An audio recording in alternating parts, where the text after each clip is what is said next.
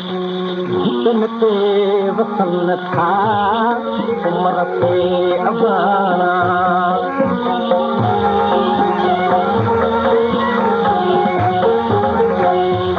कच्चा घर लखन जा कच्चा घर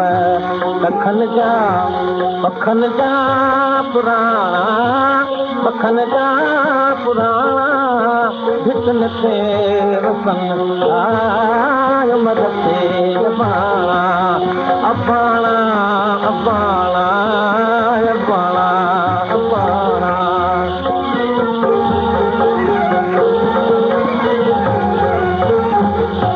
उम्र ओठी मुंहिंजा थी अबाना अणॼाण पोइ रे मिलंद सुठे तोखां बधम जंहिंसां लाण भिटन ते थी भायड़ा मुंहिंजे साउन संदा भाणा वॾर वराए तन ऐं विहनि मंझि वसाण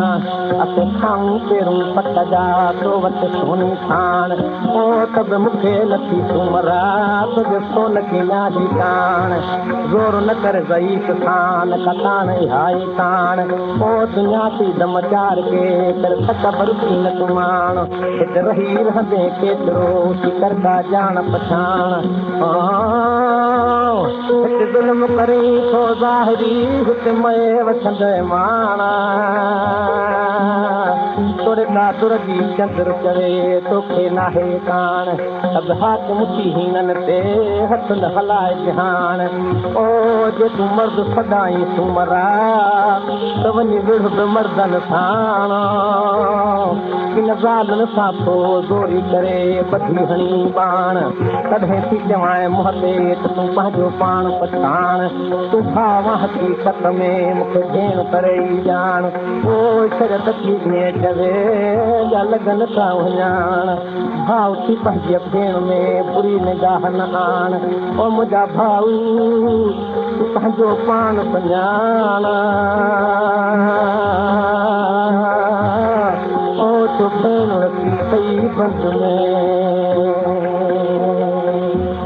उहे महे दमाजूं हुजनि तो कने बहो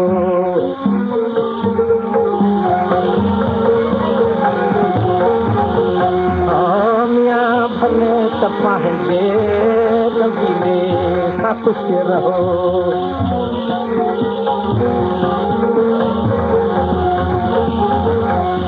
जिथां चल वञी मां जिथां चल वञी मां हरे कन जठाणा तरे कने जठाणा भिटन ते वसन था उम्र ते अबाना अबाना अबाना अबाना अबाना पका पेरूं घर जा पंवारनि सखावा अॼु ई ॾखियूं उमिरि जने फलावा दुखायल ते मुंहिंजा जा साईं सियाणा भिटन ते वसन था उमिरि ते अबाना